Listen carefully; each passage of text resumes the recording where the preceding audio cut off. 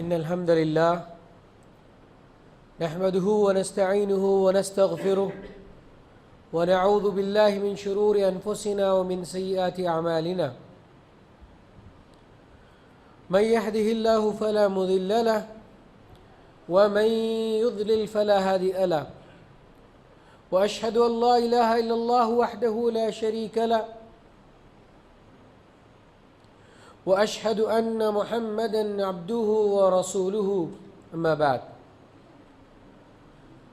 فإن خير الحديث كتاب الله وخير الهدي هدي محمد صلى الله عليه وسلم وشر الأمور محدثاتها وكل محدثة بدعة وكل بدعة ضلالة وكل ضلالة في النار فأعوذ بالله من الشيطان الرجيم بسم الله الرحمن الرحيم يا أيها الذين آمنوا اتقوا الله حق تقاته ولا تموتن إلا وأنتم مسلمون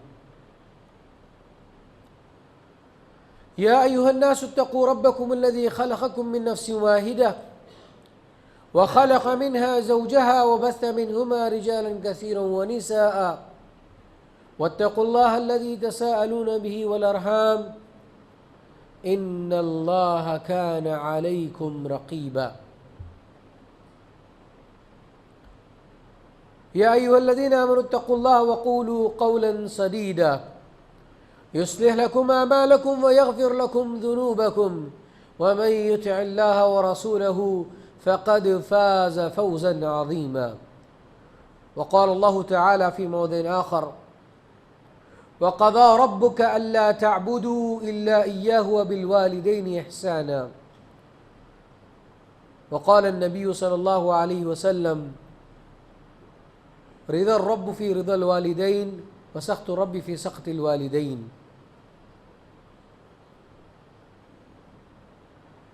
تمام تعریف و توصیف، بزرگی و بڑائی، حمد و ثنا اس اللہ وحدہ لا شریک کے لیے سزاوار ہے جو تمام جہانوں کا اکیلا تنہا خالق، مالک، رازق اور وہی معبود حقیقی ہے۔ انگنت درود ہو ہمارے اور آپ کے نبی جناب محمد مصطفیٰ رسول عربی صلی اللہ علیہ وسلم پر، جنہیں اللہ تعالیٰ نے سارے عالم کے لیے رحمت بنا کر بھیجا ہے۔ وَمَا أَرْسَلْنَاكَ إِلَّا رَحْمَةً لِّلْعَالَمِينَ۔ اللهم صل على محمد وعلى آل محمد كما صليت على إبراهيم وعلى آل إبراهيم إنك حميد مجيد اللهم بارك على محمد وعلى آل محمد كما باركت على إبراهيم وعلى آل إبراهيم إنك حميد مجيد۔ حاضرین جمعہ، جس موضوع کو لے کر میں آج آپ کے سامنے کھڑا ہوں وہ ہر ماں کی لخت جگر کا مسئلہ ہے، ہر باپ کی آنکھوں کی ٹھنڈک کا مسئلہ ہے۔ وہ ہے اولاد کی تربیت، وقت کی اہم ضرورت۔ اولاد کی تربیت، وقت کی اہم ضرورت۔ اولاد ایک بہت بڑی عظیم نعمت ہے جسے اللہ نے دے دیا، اللہ نے اسے نعمتوں سے مالا مال کر دیا، اور جو لوگ اس نعمت سے محروم ہیں ہم اللہ سے دعا کرتے ہیں کہ اللہ تعالیٰ انہیں اس عظیم نعمت سے محروم نہ رکھ۔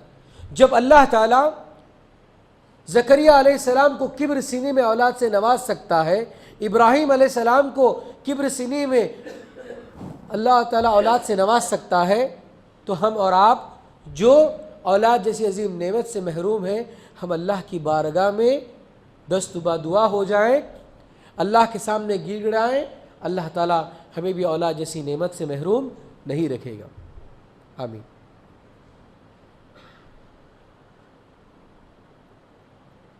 اسلام نے والدین کا بہت بڑا حق رکھا ہے۔ جب والدین راضی ہو جاتے ہیں، رضا الرب فی رضا الوالدین، جب والدین راضی ہو جاتے ہیں تو رب راضی ہو جاتا ہے۔ وسخط الرب فی سخط الوالدین، ماں باپ کو ناراض کرنے میں، والدین کو ناراض کرنے میں اللہ بھی ناراض ہو جاتا ہے. اسی لیے اللہ نے کیا کہا؟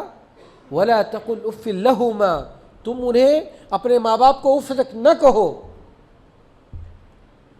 وَاخْفِضْ لَهُمَا جَنَاحَ الذُّلِّ، کہ تم ان کے لیے اپنے شفقت کے بازو پھیلا دو، ان کے لیے ہمیشہ نرم گوشہ رکھو. آپ سورہ کہف ہر جمعہ پڑھتے ہوں گے. موسیٰ اور خضر علیہ السلام کے درمیان جو 3 باتیں پیش آئی، جس میں سے 2 کا تعلق والدین سے ہے. پہلا مسئلہ، جہاں پہ ایک دیوار کو یہ حکم دیا جاتا ہے خضر علیہ السلام کو اس کو بنا دیا جائے، جو ڈھانے لگتی ہے، جو گرنے کے قریب ہے. جب بات سامنے آتی ہے تو معلوم ہوتا ہے کہ یہ دیوار ایک یتیموں کی تھی، جس کے لیے اللہ تعالیٰ نے ایک خزانہ ان کا مدفون تھا. اس کی حفاظت کے لیے اللہ تعالیٰ نے پھر سے اس دیوار کو ازسر نو تعمیر کرنے کا حکم دیا. کیوں اللہ نے ان یتیموں کا اتنا خیال رکھا؟ کیا کہا اللہ نے؟ وَكَانَ أَبُوهُمَا صَالِحًا، اس لیے کہ ان کے والد بڑے نیک تھے. سن لو، وہ لوگ جو دن رات حلال حرام کی تمیز کیے بغیر اپنے بچوں کی خواہشات کو پوری کرنے کے لیے اپنی زندگی لگا دیتے ہیں. اللہ پر توکل کیجئے. اللہ کیا کہہ رہا ہے؟ وَكَانَ أَبُوهُمَا صَالِحًا، جب ان کے والد نیک تھے تو اللہ نے بچوں کی حفاظت کر لی. یقین مانیے، اگر آپ تقوی کی، حلال روزی کی، اگر 2 روٹی بھی اپنے بچوں کو کھلا دیں، یقین مانیے آپ کے بچوں کو نہیں معلوم ہے کہ آپ حلال کماتے ہیں یا حرام کماتے ہیں، لیکن آپ بچوں کو بتائیے، ان کو سمجھائیے اور حلال پرورش ان کی کیجیے، تو یقین مانو میں جب تک اس دنیا میں آپ رہیں گے، لیکن آپ اس دنیا سے چلے بھی جائیں گے تو اللہ تعالیٰ آپ کی اولاد کی کفالت کرنے والا بن جائے گا. کیوں؟ وَكَانَ أَبُوهُمَا صَالِحًا، نیک بن جائیے. دوسرا مسئلہ، جب خضر علیہ السلام نے اس بچے کی جان لے لی، معصوم کی، جو موسیٰ نے سمجھا کہ معصوم تھا، لیکن جب اس کا معاملہ پیش آیا تو کیا معلوم ہوا کہ یہ بچہ اپنے والدین کے لیے فتنہ بن سکتا تھا. اسی لیے اللہ نے اس بچے کے بجائے اللہ تعالیٰ نے دوسرے نیک بچے کو نواز دیا. ان کو والدین کے خاطر اللہ تعالیٰ نے جو بچہ ان کے لیے فتنہ بن سکتا تھا، جو بچہ ان کے لیے آزمائش بن سکتا تھا، اس بچے کو اللہ تعالیٰ نے بدل دیا. تو کیا معلوم ہوا کہ اللہ تعالیٰ نے یہاں پہ بھی والدین کا خیال رکھا. جب اللہ تعالیٰ نے کہا کہ باپ، اللہ کے نبی سے فرمایا کہ باپ جنت کا دروازہ ہے اور ماں کے قدموں کے نیچے جنت ہے، تو ایسے ہی مل گئی جنت، ایسے ہی مل گئی.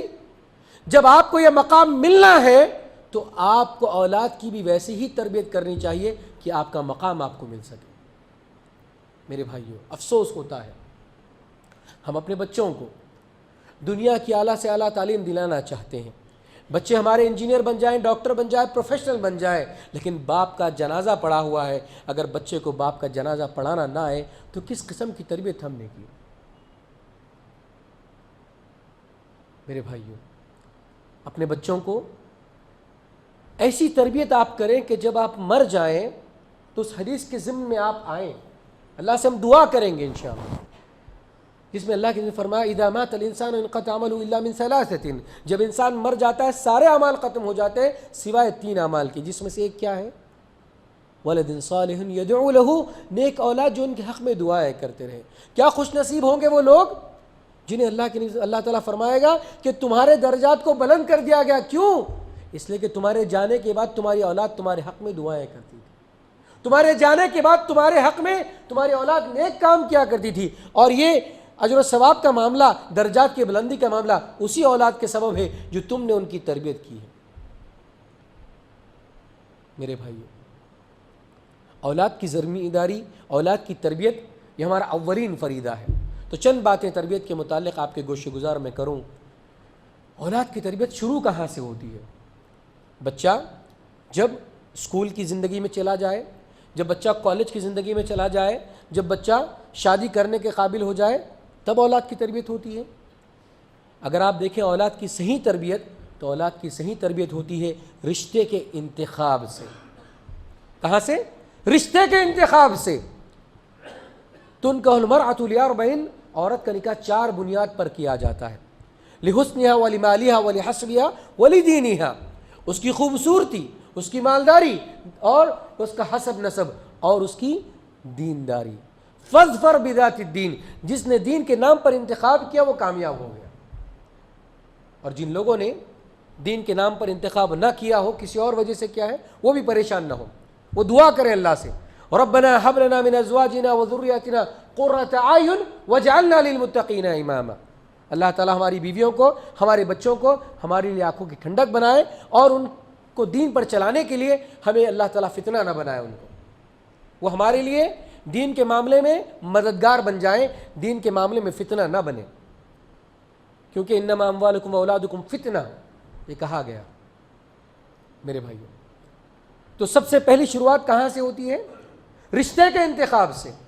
میں بتاؤں، رشتے کا انتخاب جب آتا ہے تو ایک تلخ حقیقت آپ کو بتاتا ہوں۔ آپ جتنے بھی اخبارات میں رشتوں کے اشتہارات دیکھ لیں، دل تھام کر مجھے بتائیں کہ کتنے ایسے رشتے ہوں گے جہاں پہ مرد کی دینداری کا سوال کیا جاتا ہے۔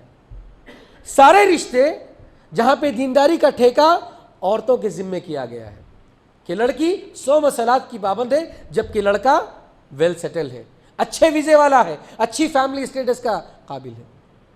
کیا دینداری آپ لڑکوں میں نہیں دیکھنا چاہتے؟ اگر ایسی بات ہوتی تو اللہ کے نبی صلی اللہ علیہ وسلم نے اپنی بچیوں کو کس کے حوالے کیا؟ ایک تھے عثمان بن عفان رضی اللہ تعالیٰ عنہ، جن کے بارے میں اللہ کے نبی نے فرمایا کہ عثمان، اللہ تم سے راضی ہے، تم جو کرنا چاہتے ہیں کر لو۔ ایک بیٹی کا انتقال ہوا، آپ نے دوسری بیٹی بھی دے دی۔ اس کا بھی انتقال ہوا تو کہنے لگے کہ اگر میرے پاس اور بھی ہوتی تو میں ان کو دے دیتا۔ کس کا انتخاب کیا؟ عثمان بن عفان رضی اللہ تعالی عنہ۔ اور صرف مالداری کی بنیاد نہیں تھی بلکہ دینداری کی بنیاد تھی۔ اگر صرف مالداری ہوتی تو وہی علی رضی اللہ تعالیٰ عنہ جن کے پاس مہر دینے تک کے پیسے نہیں ہیں، اللہ کے نبی صلی اللہ علیہ وسلم نے ان کو اپنی بیٹی کا شوہر بنانا مناسب سمجھا۔ یہ دونوں کون تھے؟ عشر مبشرہ، جن کو اللہ تعالیٰ نے، اللہ کے نبی صلی اللہ علیہ وسلم نے جنت میں ہی دنیا ہی میں جنت کی بشارت سنا دی تھی۔ کس کا انتخاب کیا؟ اور ابو العاص بن ربیع نام کے جو زینب رضی اللہ تعالیٰ عنہ کے شوہر تھے، جنہوں نے بعد میں اسلام قبول کیا، لیکن وہ بھی بڑے دیندار تھے۔ تو کس کا انتخاب کیا؟ دینداری کا۔ اور ایک بات بتاتا چلوں، ہماری دینداری کا معیار کیا ہے پتہ ہے آپ کو؟ جبہ دستار، اچھی وضاقت، نمازوں کی پابندی، روزہ رکھنا، زکوٰۃ دینا، حج کرنا، ٹھیک ہے، یہ بہت اچھی بات ہے۔ عبادت کی بنیاد پر دینداری تلاش کی جائے گی، لیکن ایک بات ذرا غور سے سن لیں، عبادت کی دینداری کے ساتھ ساتھ اخلاق کی دینداری بھی دیکھیں۔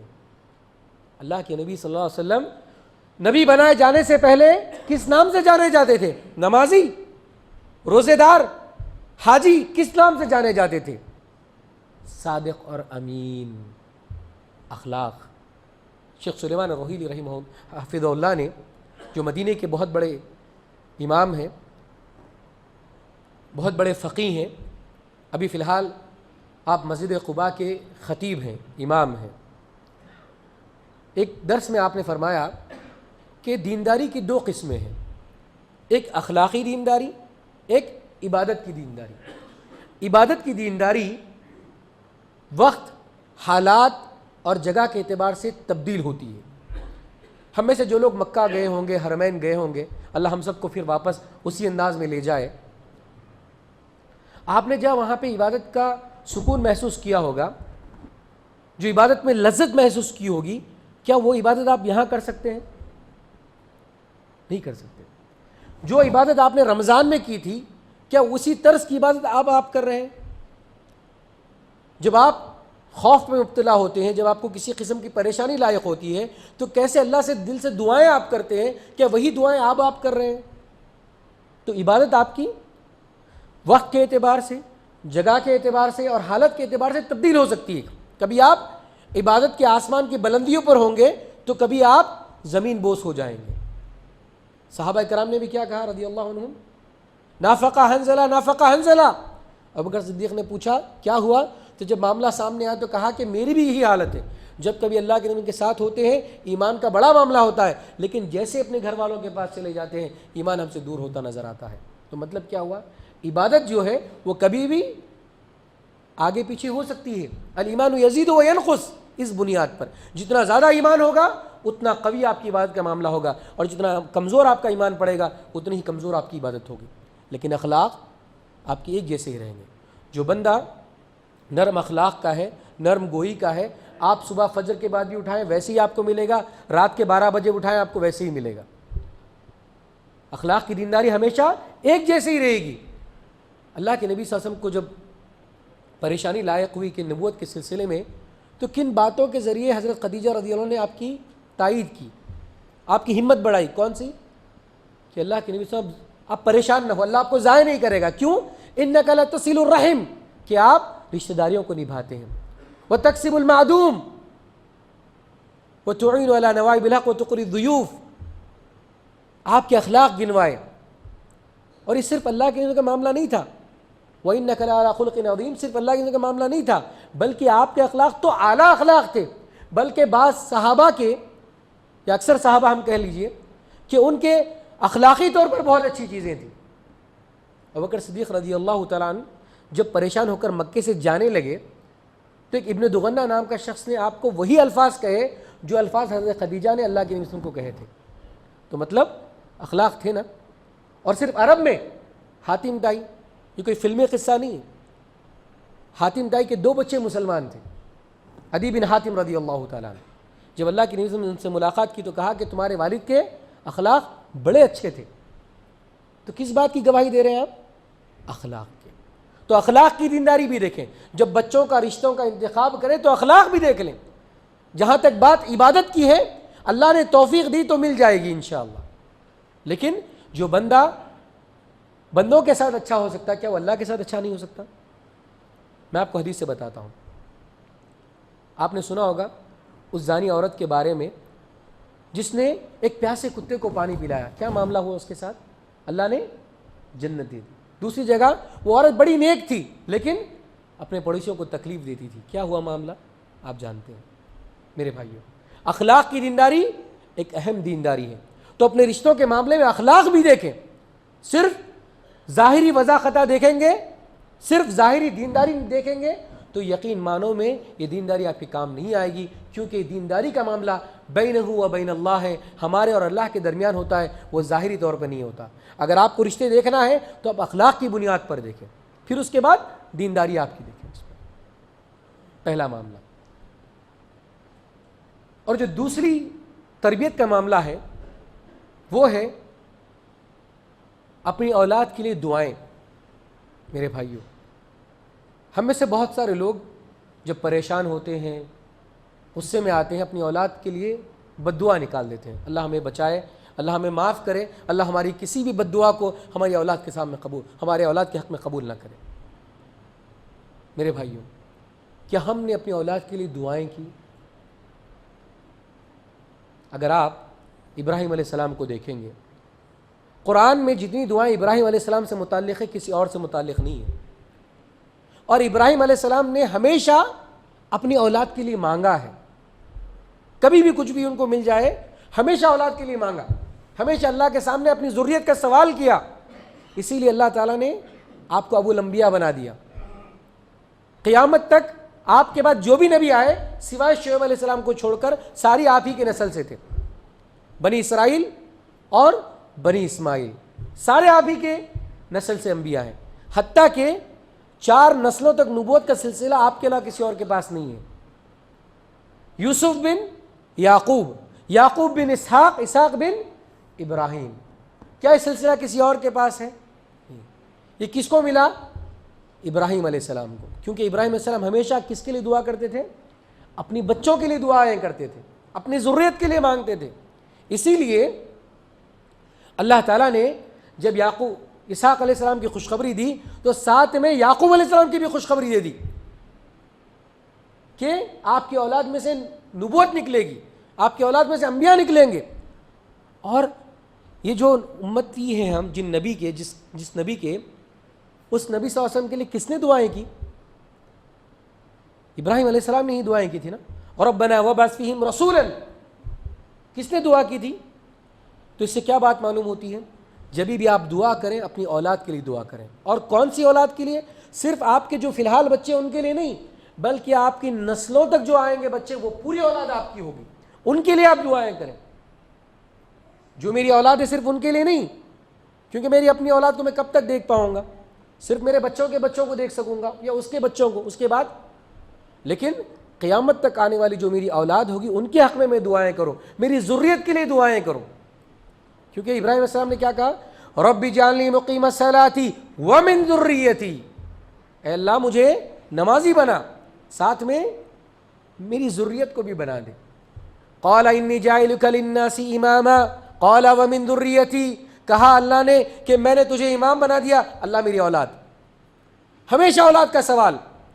نیک کام کر رہے ہیں، کعبے کی تعمیر کر رہے ہیں، اللہ کے کہنے پر کر رہے ہیں، کیا دعا کر رہے ہیں اپنے بیٹے کو لے کر؟ ربنا تقبل منا انک انت السمیع العلیم. تو اپنی اولاد کے لیے آپ دعائیں کریں، اور خاص طور پہ وہی اولاد نہیں جو آپ کی فی الحال موجود ہے، بلکہ آنے والی نسلوں تک آپ دعائیں کریں. ابراہیم علیہ السلام کی زندگی کو نمونہ بنا لیں. آپ کی دعائیں جب ملے گی تو یقین مانیوں میں آپ ایک مثالی باپ بھی بنیں گے، آپ کے بچے بھی مثالی بنیں گے، آپ کی بیوی بھی مثالی بنے گی، آپ کا گھرانہ مثالی بن جائے گا، بلکہ آپ کی نسل بھی مثالی بن جائے گی. کیوں؟ نسل کی تربیت میں جب یعقوب علیہ السلام کی وفات کا وقت آتا ہے، اذ حضر یعقوب الموت قال ما تعبدون من بعدی، تو یعقوب علیہ السلام نے بچوں کو بلا کر پوچھا کہ تم کس کی عبادت کرو گے؟ یہ تربیت تھی نا نسل کی. کہا ما تعبدون من بعدی، کس کی عبادت کرو گے؟ کہا قالوا نعبد الہک و الہ آبائک ابراہیم و اسماعیل و اسحاق. کیا کہا ان لوگوں نے؟ وہ تربیت تھی، نسلوں سے چلی آ رہی تھی. کہا کہ یعقوب علیہ السلام ہم آپ کے الہ کی، ہمارے آبا و اجداد ابراہیم اسماعیل اسحاق کے الہ کی عبادت کریں گے. تو نسلوں میں تربیت ہوتی تھی نہیں ہوتی تھی؟ کیا پوچھا؟ کس کی عبادت کرو گے؟ میرے بھائیوں، میں کیوں نسلوں کی بات کر رہا ہوں؟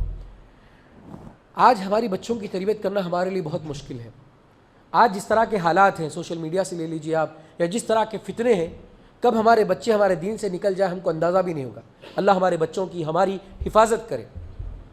میں آپ کو ایک سچا واقعہ سناتا ہوں، سچی بات بتاتا ہوں، شاید وہ سن کر آپ کے پیروں تلے زمین نکل جائے، لیکن آپ کی نسلیں آپ کی آنکھوں کے سامنے کیسے بگڑے گی، یا چند نسلوں کے بعد کیا ہوگا، ہمیں اندازہ نہیں ہوگا. علامہ فضل حق خیرآبادی ایک بہت بڑے عالم دین ہیں، 19ویں صدی کے عالم دین ہیں. آج بھی ان کے نام سے مدرسہ خیرآباد یو پی میں چلتا ہے. ان کی دوسری نسل آئی عبدالحق خیرآبادی، ان کی اولاد. اس کے بعد ان کی اولاد آئی مستر خیرآبادی، تیسری نسل.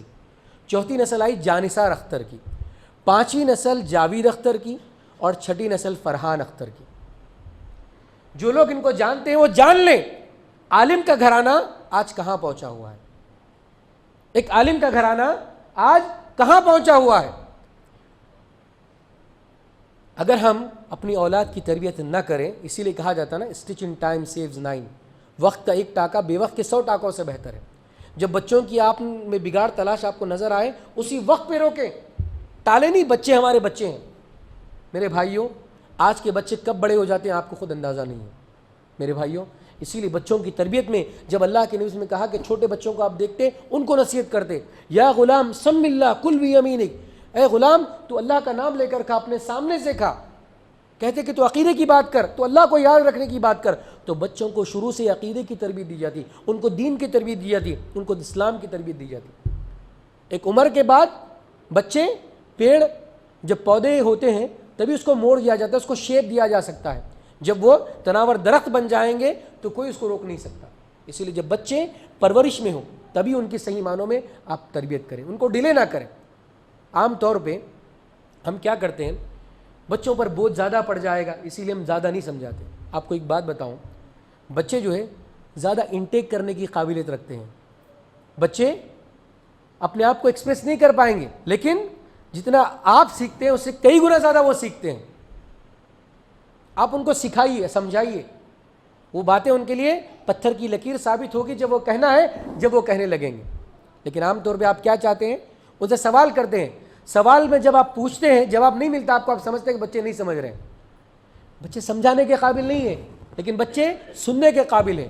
سنائیے، توحید کا درس بار بار سنائیے، ایمان کی باتیں بار بار سنائیے، عقیدے کی باتیں بار بار سنائیے۔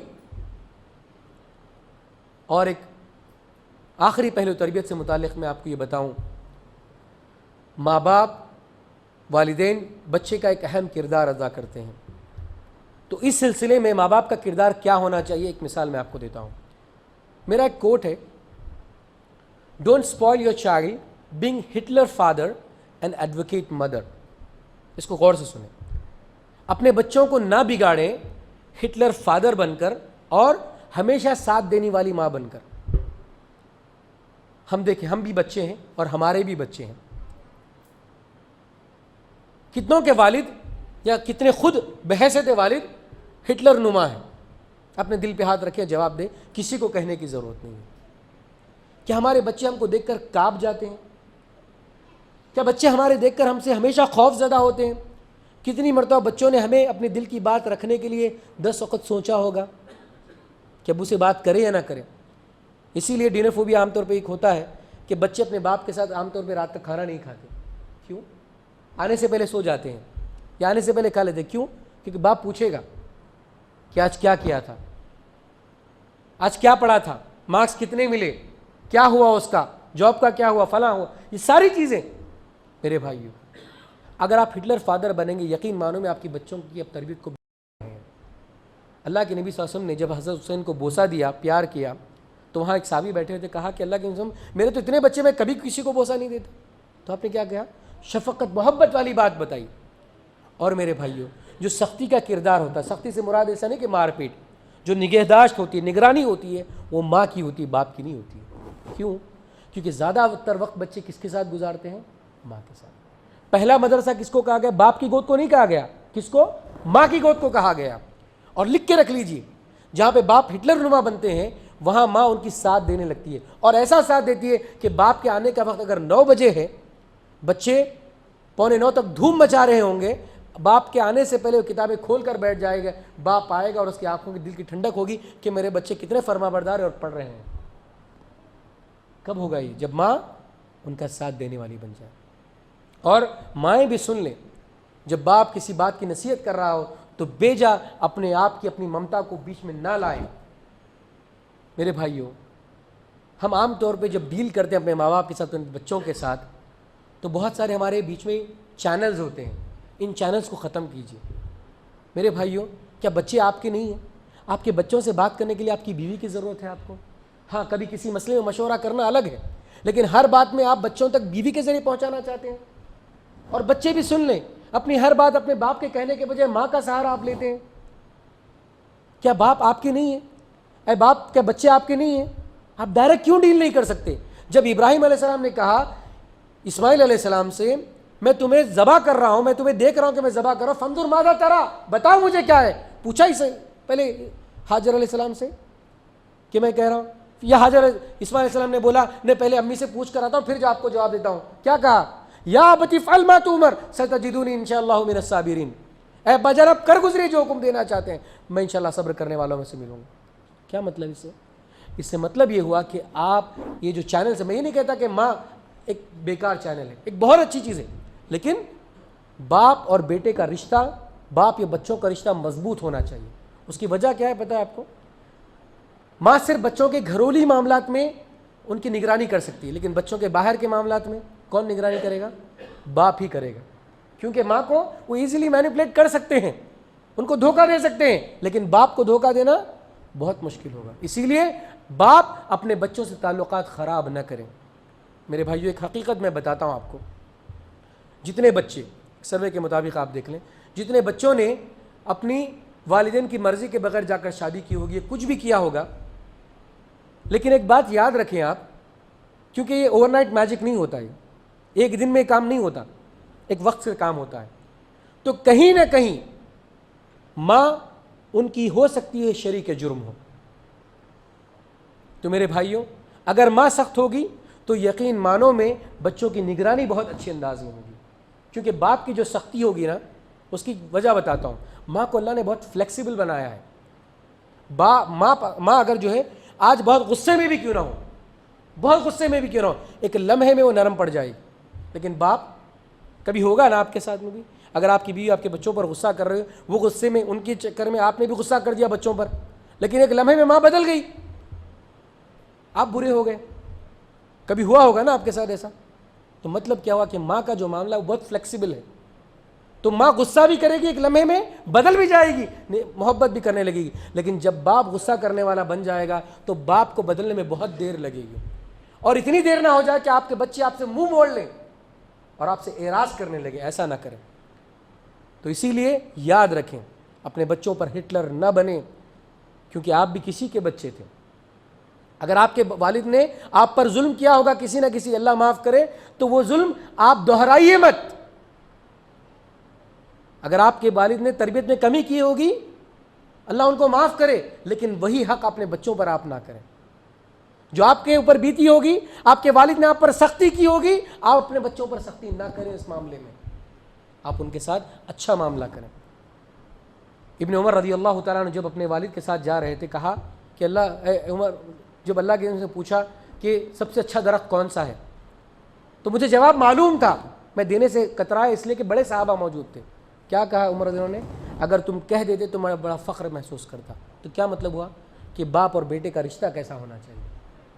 اور میرے بھائیوں، جتنے بھی لوگوں نے پروان چڑھی اپنے مقام پر پہنچا ہے، وہ ماں کی وجہ سے پہنچا ہے، ماں کی تربیت ان کے ساتھ لگی ہے۔ تو میرے بھائیوں، ماں باپ ہونے کی حیثیت سے ہماری ذمہ داری بنتی ہے اولاد کا صحیح معنوں میں ہم خیال رکھیں۔ اسی بات پر اپنی بات کو ختم کرتے ہوئے اللہ سے میں دعا کرتا ہوں کہ اللہ تعالیٰ ہمیں صحیح معنوں میں اولاد کی تربیت کرنے والا بنائے۔ اللہ تعالیٰ ہمیں اولاد کی صحیح ڈھنگ سے تربیت کرنے والا بنائے۔ اے میرے مولا، ہم اولاد ہیں، ہم نے شاید ہمارے ماں باپ کا حق ادا نہیں کیا، اللہ ہمیں معاف کر۔ اے اللہ، اگر ہمارے اولاد کی صحیح معنوں میں ہم تربیت نہ کریں گے تو قیامت کے دن ہمیں پکڑے گا۔ میرے مولا ہمیں توفیق دے کہ ہمارے بچوں کو ہم صحیح تربیت کرنے والے بن جائیں۔ اے اللہ، اگر بحیثیت بچے ہم نے اپنے والدین کا دل دکھایا ہوگا تو اللہ ہمیں معاف کر۔ اے اللہ، ہمارے بچوں کو تو ہمارے لیے قیامت کے دن رسوا کرنے والا نہ بنا۔ اے اللہ، قیامت کے دن ہمارے بچوں کو ہمارے سامنے جہنم کی آگ میں جانے والا نہ بنا۔ اے اللہ، ہمیں ہمارے بچوں کے معاملے میں رسوا نہ کر میرے مولا۔ اے اللہ، ہمیں توفیق دے کہ ہم صحیح طرز پر ہم تربیت کر سکیں۔ اے اللہ، ہمیں ابراہیم جیسی تربیت ادا کر دینے والا بنا دے۔ اے اللہ، ہمارے بچوں کو اسماعیل جیسے تربیت یافتہ بنا دے۔ اے اللہ، ہماری بیویوں کو حاجر اسلم جیسے صابرہ بتا میرے مولا۔ اے اللہ، ہمیں توفیق دے کہ ہم صحیح معنوں میں اپنے بچوں کی تربیت کر سکیں میرے مولا۔ اے اللہ، ہم تجھ سے دعا کرتے ہیں ہماری اولاد کو جب تک تو باقی رکھ میرے مولا، دین پر باقی رکھ میرے مولا۔ اے اللہ، ہماری اولاد میں سے نیک لوگ، صلح قدوہ، امت کا دفاع کرنے والے، امت کا پیغام پہنچانے والے بنے میرے مولا۔ آمین وآخر دعوانا الحمدللہ رب العالمین۔ بارک اللہ لک فی آیات ذکر الحکیم، انہ تعالی جواد کریم ملک بر رؤوف رحیم۔